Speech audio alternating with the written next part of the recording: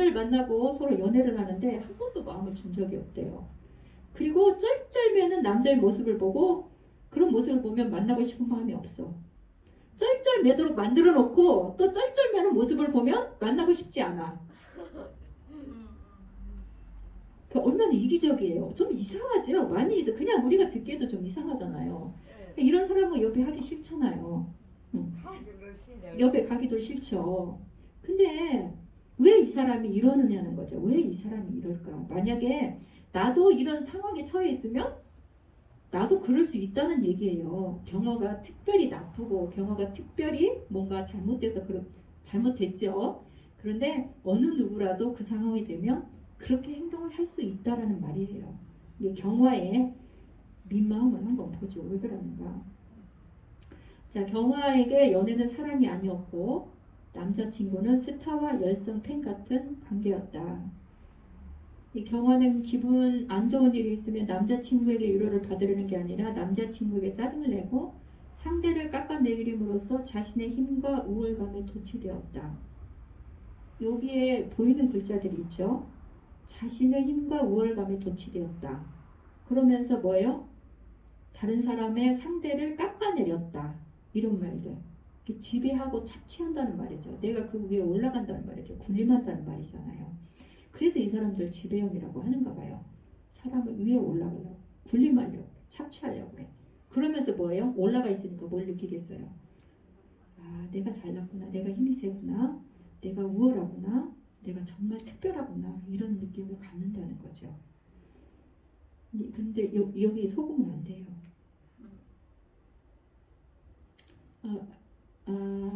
자아중심성. 아까도 얘기했지만 자아중심성이란 말은 자존감과는 굉장히 다르다고 말했어요.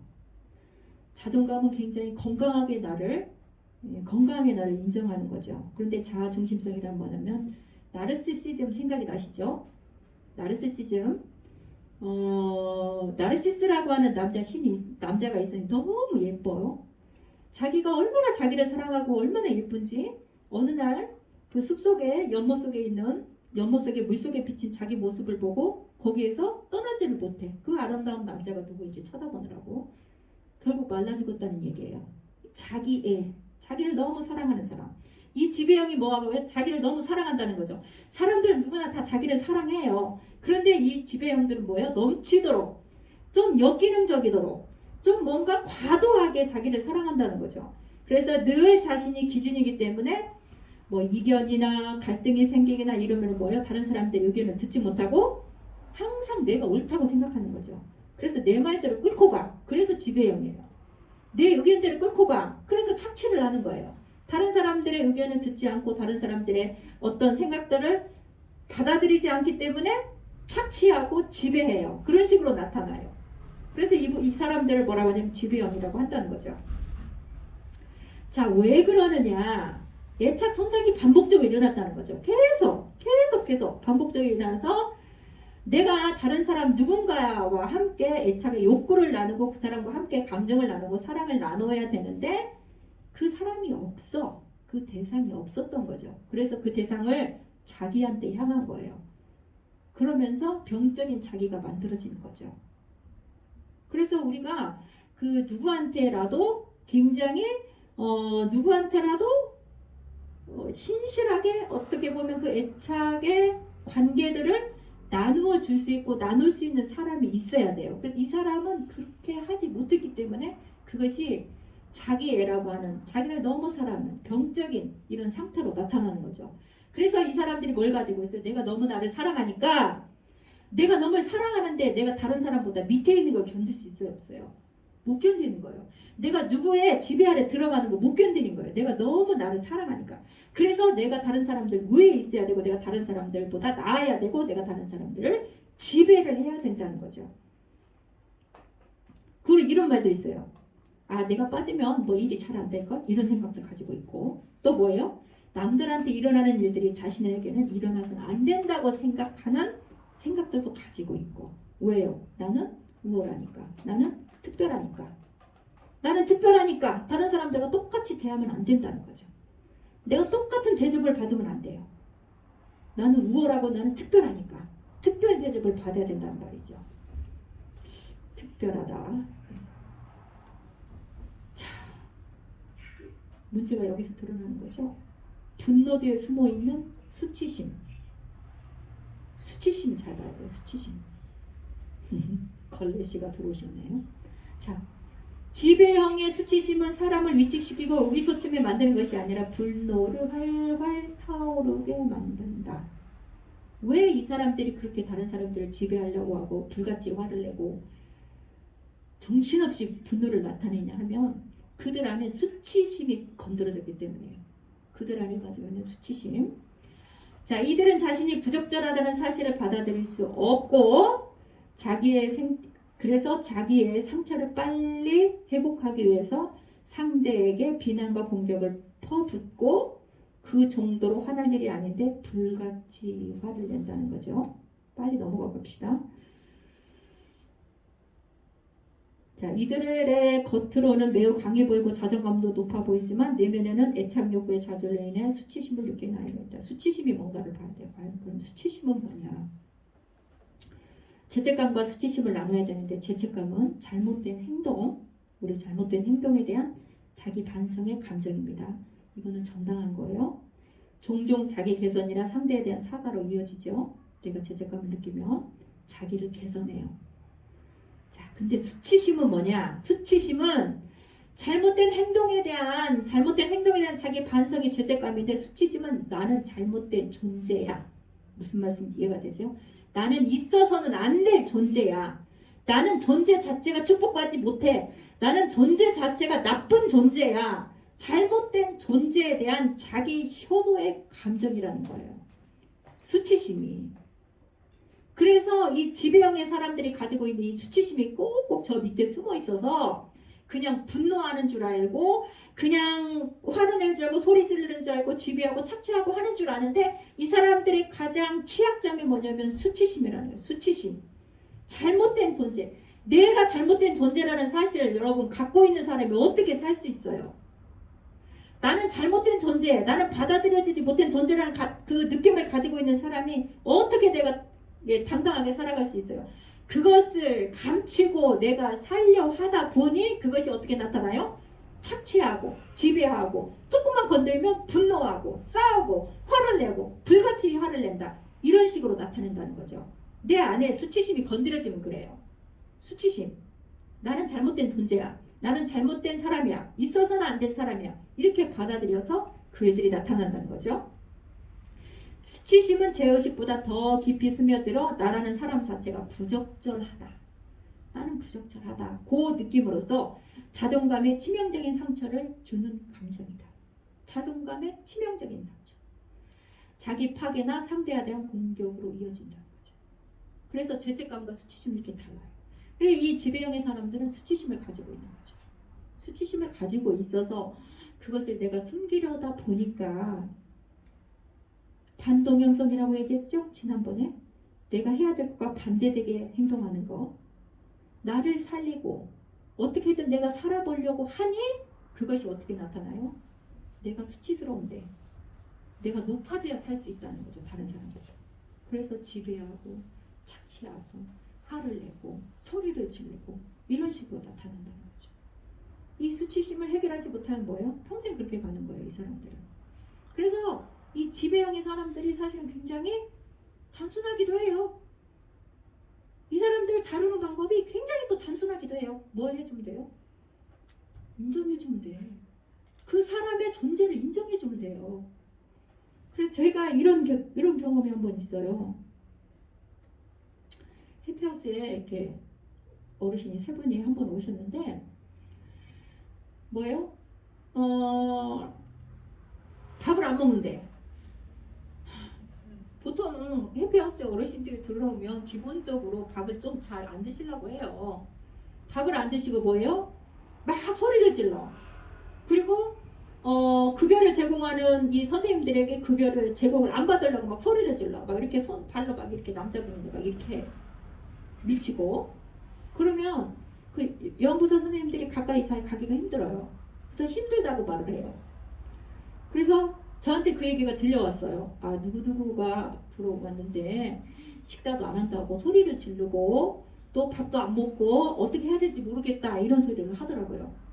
그래서 제가 마음 먹고 작심하고 갔어요. 2번 정도 갔어요. 저녁에 들어가가지고 한 1시간 정도 얘기를 했어요. 1시간 정도 얘기를 딱 하니까 그분의 기본 히스토리가 나오죠. 그분의 스토리가 나와요. 엄마가 몇 명이었고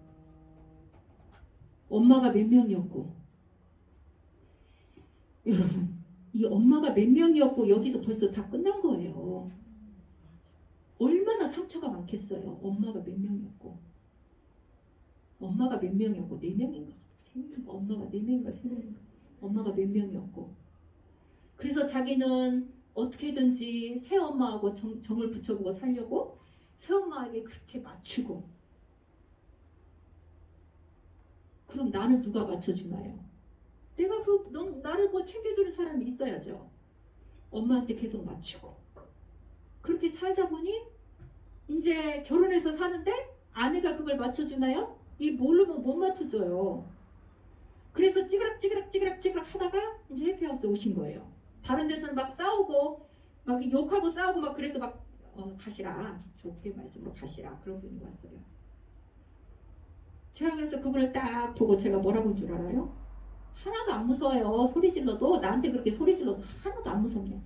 순한 사람이 그 속에 들어가 있는 거예요. 원래 그 속에는 너무너무 순하고 너무너무 약하고 너무너무 착한 사람이 이 안에 아이가 그 아이가 있는 거예요. 그래서 제가 대고 말했어요. 그렇게 소리 질러도 하나도 안 무서워요. 나. 세상에 그렇게 애를 썼다고. 그 엄마가 없어서 얼마나 외로웠냐고. 참 힘들게 사셨겠다고. 그 몇 마디 한 것밖에 없어요. 제가 계속 듣고 그 몇 마디 한 적밖에 없어요. 근데 제가 2번 갔어요. 이틀. 그러고 나서 그 다음에 사회복지사 선생님이 뭐라고 하는지 아세요? 막 순한 양이 됐대요. 막 순한 양이 돼가지고 막 하라는 대로 다 하는데 밥도 잘 먹고 밥도. 제가 왜 이런 얘기를 하죠? 지배형의 사람들이 약간 이런 식으로 약한 어린이들이 그 속에 있어요. 수치심을 갖고 있는. 그래서 오히려 이분들이 훨씬 우리가 감당해내기가 쉬울 수도 있어요. 자, 왜 그럼 이 사람들이 화를 내냐? 분노 뒤에 뭐가 숨어 있어요? 분노 뒤에 숨어 있는 감정은 뭐냐면 수치심이 숨어 있대요. 분노 뒤에는 수치심이 숨어 있어요. 그래서 내가 이 수치심, 나는 있으면 안 된다고 하는 이 수치심을 처리하기 위해서 화를 내는 거예요. 그것을 덮기 위해서, 그것을 감추기 위해서, 그것을 나에게도 속이기 위해서, 그것을 다른 사람에게 들키지 않기 위해서. 내가 여기 살 자격이 없다고 생각해 보세요, 여러분. 내가 여기 서 있을 수 있는 자격이 없다고 생각을 해보세요. 내가 형규 엄마가 될 수 있다는 자격이 없다고 생각을 해보세요. 그것을 감추기 위해서, 그래서 화를 낸다, 불같이 화를 낸다는 거죠.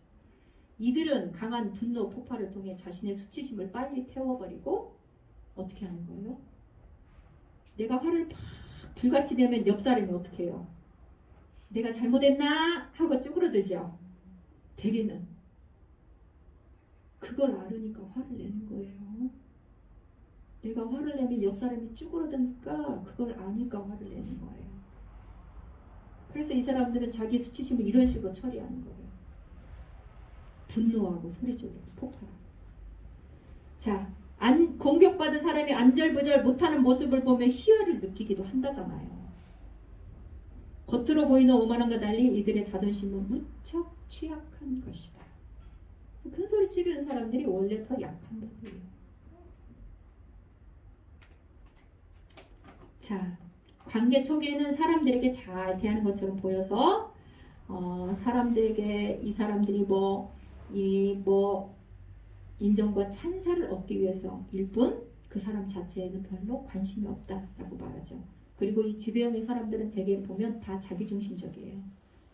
그리고 또 대개는 보면 이기적이에요. 차기애적이니까 차기를 많이 사랑하죠. 다른 사람 볼 줄 모르죠. 모든 관심이 온통 자신에게만 쏠려있기 때문에 심각한 공감맹이다. 무슨 말씀인지 아시죠? 공감할 수 없다. 공감하지 못한다. 공감해주지 못한다.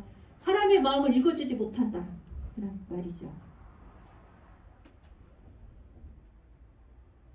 자, 이렇게 한다는 거죠. 항상 너는 열등한 사람이고 나는 탁월한 사람이다.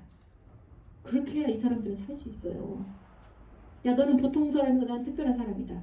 이렇게 해야 이 사람들은 살아가는 거예요. 그리고 그 사람들 가까이 있는 사람들 어떤 사람이 있어요? 자신감, 우월감을 드러내기 편한 사람들이 자신의 주위에 있게 하는 거죠. 수평적인 관계를 맺지 못하고 관계의 힘을 늘 대결로 본다는 게 너무 피곤하죠. 늘 대결로 관계를 생각하면 얼마나 피곤하겠어요.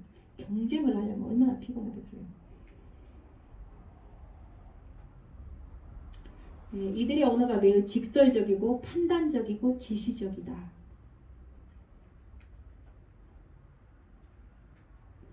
이들의 목표는 상대를 결국 자신의 말을 잘 듣는 또는 자신의 마음에 드는 사람으로 바꾸는 것이 목표라는 거죠. 그래서 말 알아듣는 사람들 보면 정말 막 소리 질러요. 그리고 막 심하게 말해요. 네, 굉장히 심하게 말하죠. 그리고 막 분노를 터뜨리죠. 이들이 상대방을 이기고 지배하는 데 집착하는 이유는 우월감이고 이 우월감이 있어야만 자신들이 살기 때문에 그래요. 왜요? 수치심을 덮으려니까. 나의 존재에 대한 어떤 그런 그 잘못된 것들을 덮으려고 하니까 내가 우월해야 되어야 이 세상에 있어야 될 필요가 있다. 내가 우월하고 뛰어나요. 우월감은 취약한 수치심에 대한 병적인 자기 방어이다. 라는 말이죠. 바운더리가 희미하고 우유부단한 이들은 지배형이 선망의 대상이기 때문에 지배형의 당당함이 우월감과 특권 의식인 것을 구분하지 못한다. 우유부단한 사람들, 잘 시키고 잘 얘기하고 하는 사람들 보면 부럽기는 하죠. 지배형의 관계 문제는 나이가 들어도 별로 달라지지 않거나 악화되기 십상이다. 지배형의 관계 문제는 나이가 들어도 별로 달라지지 않거나 악화된다. 지배형은 자기 방식을 고집하기 때문에 상대와 도저히 맞추지 못한다. 자기 것을 계속 고집하기 때문이라는 거죠.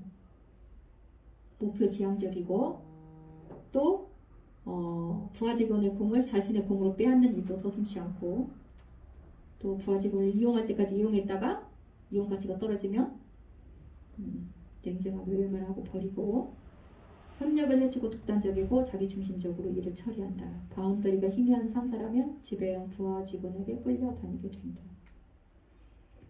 어디서든지 관심의 중심에 서기를 원하고 사람들의 찬사를 바라고 승부욕이 지나쳐 늘 상대보다 우위에 서려 하고 자신보다 뛰어난 사람이 있으면 질투심을 크게 느끼고 자신을 특별하다고 보고 다른 사람보다 특별한 대우를 받을 자격이 있다고 여기고 현재에 만족하지 못하고 더 많은 것을 이루기 위해 앞만 보고 달려가는 사람들.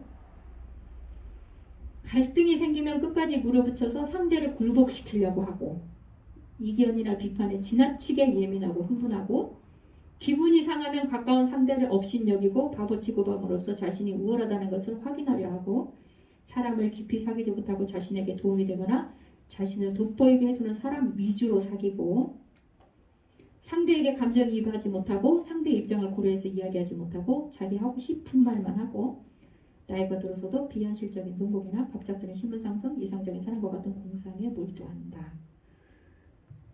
자, 지배형이 이렇다는 거죠. 그러면 우리가 이 수치심을 해결해야 될까? 수치심. 지배형만 수치심을 가지고 있는 게 아니라 대부분의 사람들이 수치심을 가지고 있긴 하죠. 지배형처럼 심각하지 않기 때문에 그렇지만 모든 사람들이 다 가지고는 있어요.